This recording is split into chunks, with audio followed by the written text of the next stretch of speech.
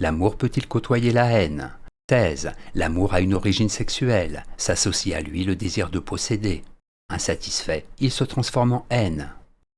Antithèse. L'amour est un sentiment absolument altruiste qui n'obéit à aucun calcul. Celui qui aime ignore ce qu'est la haine.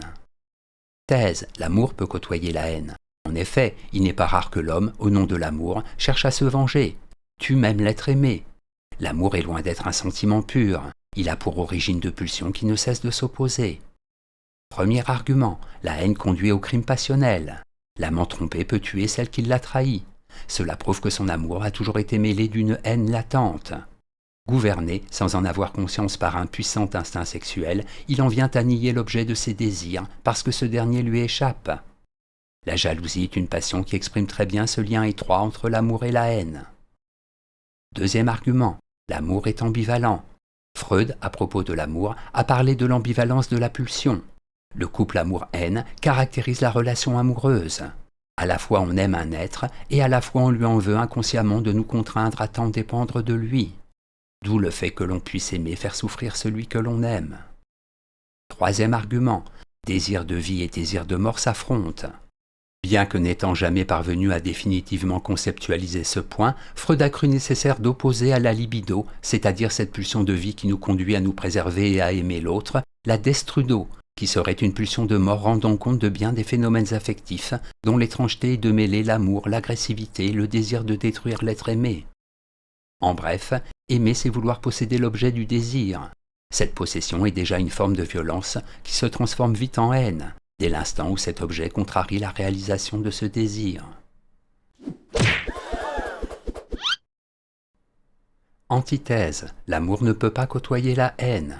En effet, seul l'homme aime. Le sentiment amoureux n'est gouverné par aucune pulsion d'origine sexuelle. Il est également étranger à toute forme d'égoïsme. Amour et haine s'excluent mutuellement. Premier argument, il faut distinguer l'amour, le désir, le besoin. L'homme comme l'animal a besoin de manger pour vivre. Son instinct de conservation peut le conduire à se montrer agressif.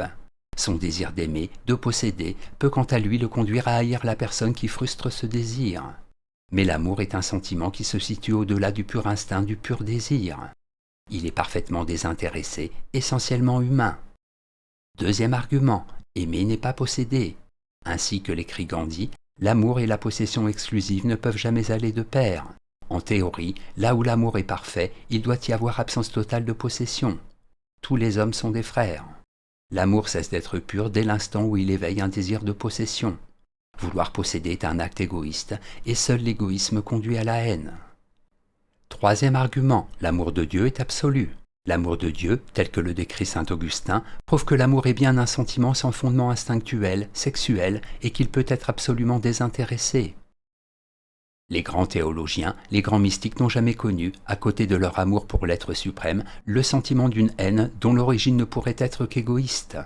On aime Dieu pour ce qu'il est, non pour les services personnels que l'on attend de lui. En bref, l'amour est dévouement et non désir de posséder autrui, d'être, en retour, aimé de lui.